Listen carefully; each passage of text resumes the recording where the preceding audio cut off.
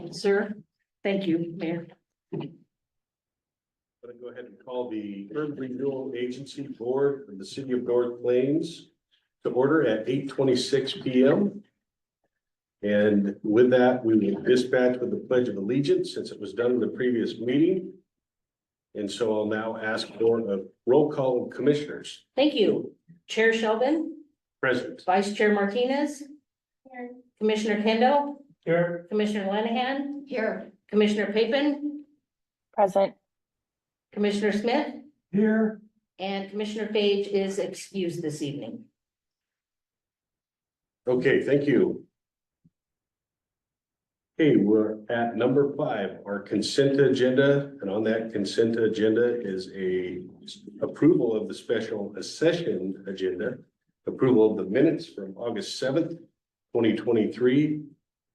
And I need a motion to approve this consent agenda. So moved. Sorry. It's been moved and seconded to approve the consent agenda of the Urban Renewal Agency Board of the City of North Plains. Is there any discussion? Hearing none, all those in favor say aye. Aye. All those opposed say nay. Hearing none opposed, the motion is carried. Okay, we'll go into item number 6. That's public comment. Is there anybody who wishes to speak before this body this evening?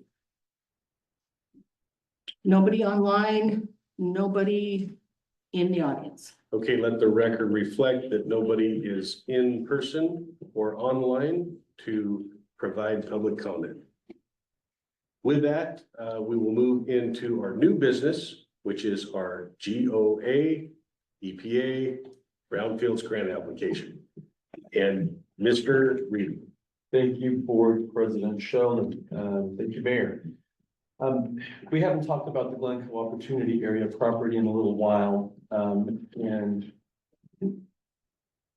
I can give some update on the process since we've last visited about that. But the topic this evening is our partners, the Coal Pack Economic Development District, the Columbia Pacific Economic Development District. They're the federally recognized economic development district in Northwest Oregon. So the thumb of Oregon, as well as parts of Western Washington County. So Banks and North Plains, and then everybody in Columbia County and north, up to Clatsop County. They checked in with us about the Glencoe Opportunity Area project after we had given them some updates a while back. And they said, we got some money from the state of Oregon to help with some brownfield issues in our district.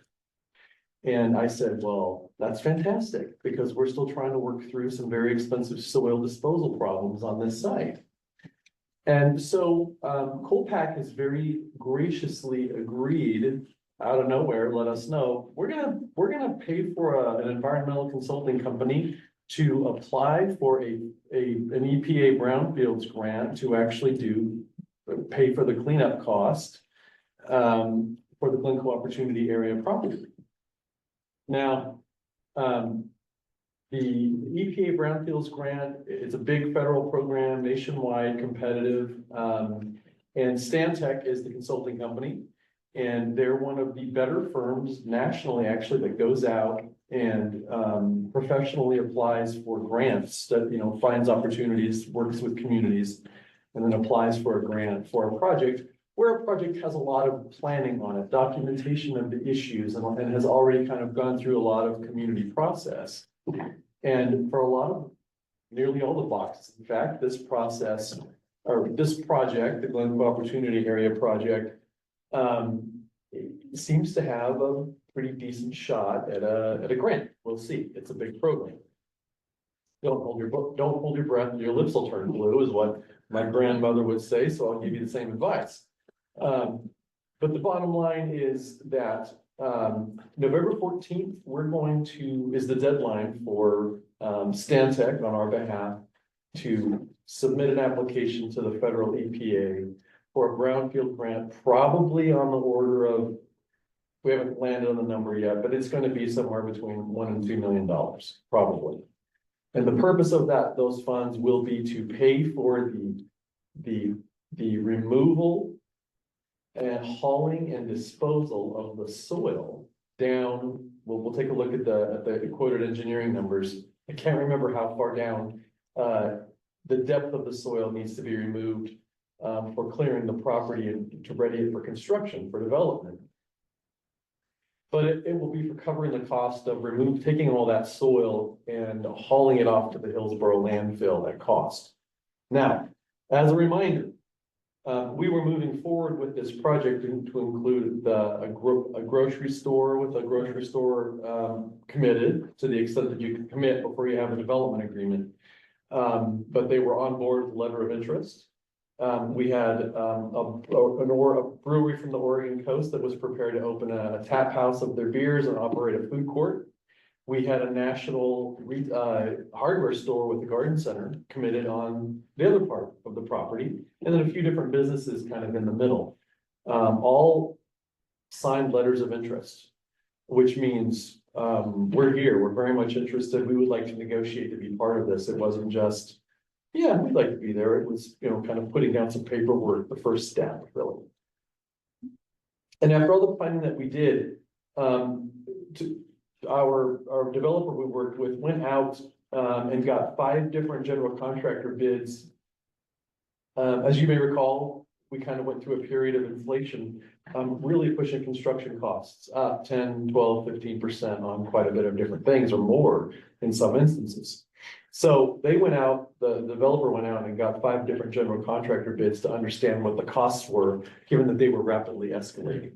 And about a year ago, it's actually when they got the most recent numbers from those contractors. And what they found was that at the time, just last year, all of the soil that would have to be scraped, removed, trucked to the Hillsborough landfill at cost, the delta on that was, depending on the contractor, estimated at between $1 and $2 million. And to go back, the reason for that is because Oregon Department of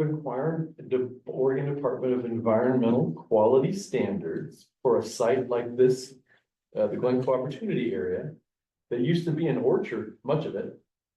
And for a time, up until the 60s or 70s, DDT was used as part of pest control in the orchard. A long time ago, but DDT can leave for a very long time, can leave little itty microscopic bits of metal where DDT was used. And Oregon Department of Environmental Quality has very high standards for how much of that, trace mineral element or trace metal elements can be in the soil from past DDT use. And the soils be considered clean fill. And what I mean by that is if there wasn't DDT used on the property years ago, we could call up a farmer and say, hey, would you like some soil that we're trying to remove from a site here in town? Would you like the dirt for any particular purpose? We can't do that because there's a tiny amount in the soil, and we've done testing to do that. We did testing a long time ago, so we understood the issue. But we understood the issue is there. There's just enough little trace elements of metal in the soil that DEQ standards, it's not clean fill. There's still a little bit too much for the soil to be considered clean fill, and we can move the soil to a farmer, just give them the soil. We can't do that. We have to dispose of it. But the trace element, the trace metals in the soil are very, very small. So nobody's going to go out and get sick. A kid isn't going to go get sick playing on the property or anything like that. There's nothing about the soil that's dangerous to anyone.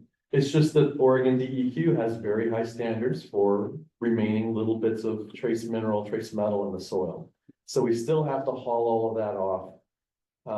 And it's a very expensive proposition that creates a major obstacle to a development in a small but growing town where there isn't much a ton of existing commercial and shopping, on the main, arterial Glencoe. There's businesses, but, it's not a big bustling business district that would make a developer go, oh, that's a no-brainer, we want to build here. It's an expensive, somewhat risky proposition for developing a center of this size, in a town the size of North Plains. But we have partners who are willing to work with us on that. So we're gonna go through the process of applying for a grant due November 14th. And so we just wanted to let you know, get any questions or feedback you might have. One of the big things that we have to do between now and November 14th is we have to have a noticed public meeting where the consultant and the city will talk about what the brownfield grant is, how it works, what it would pay for, and kind of talk with the community about it. We are planning to have that on Wednesday, November the 6th, which will be during and as part of the regular business meeting of the Economic Development Commission. So if you're ex officio that night, lucky you get to hear about all this in detail. But we're gonna notice in the paper to have the public meeting on Wednesday, November 6th. So we welcome everybody to come out. Please come out and check this out, learn about the grant, learn about the project, learn about what the obstacle has been, and learn about what we've been trying to do. The other thing we've learned from Business Oregon Brownfields Fund is that the vast majority of redevelopment projects that have any kind of brownfield issues across the state have this very same soil problem. Because of high environmental standards for what clean soil is and the need to remove it. I'm aware of just one project in the city of Eugene for an apartment building, 4 stories. It cost that developer for a much smaller piece of property. Remember, they're building on a little footprint, building up. That particular project cost the developer, I believe it was $500,000 just for building an apartment building on a much smaller footprint of a piece of property, a piece of land. Less than an acre, that's for certain. And that developer had to pay $500,000 or $600,000 just for this specific thing.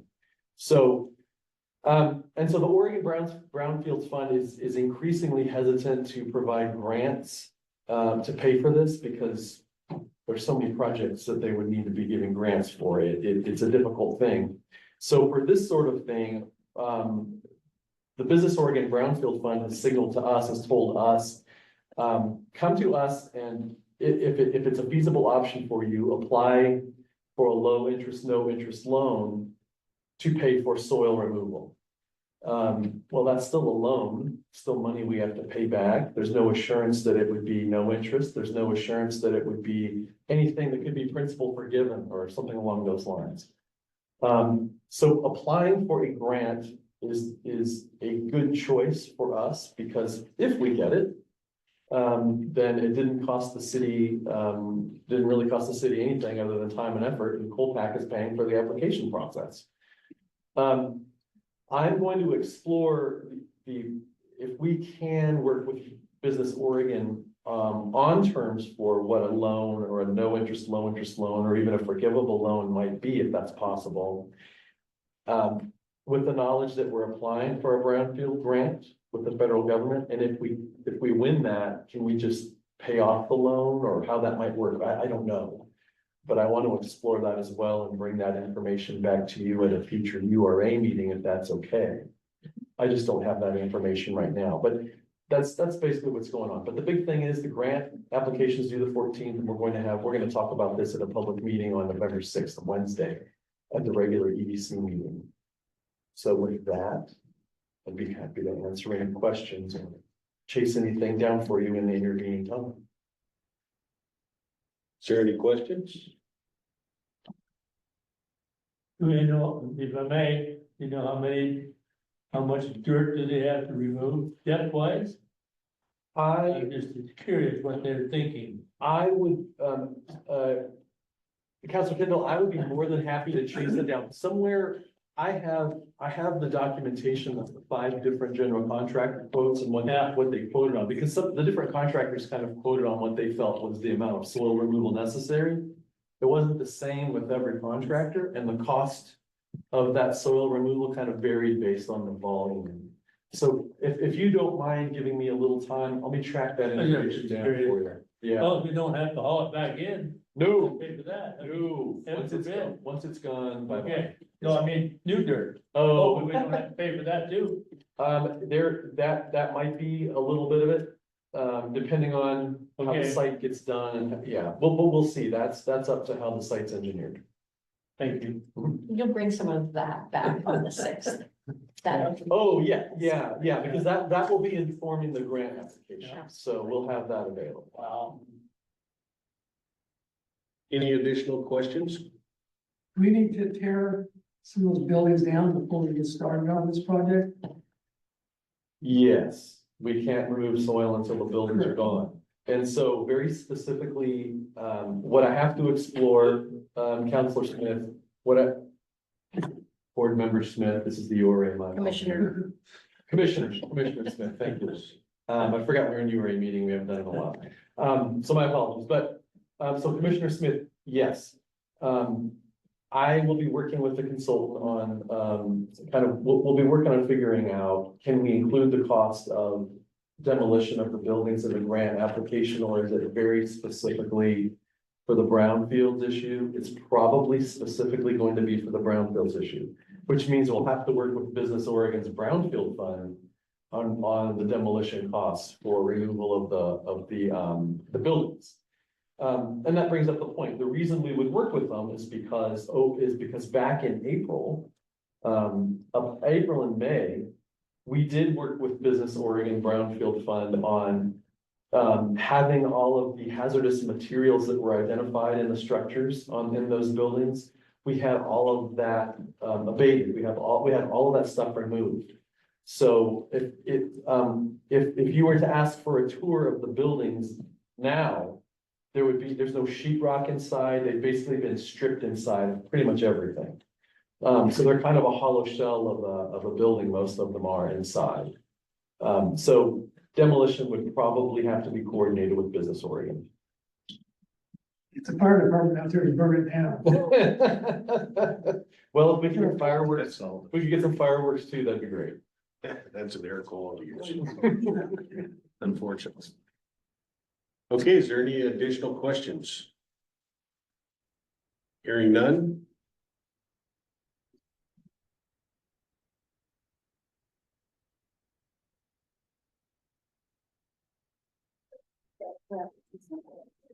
Yes. That's,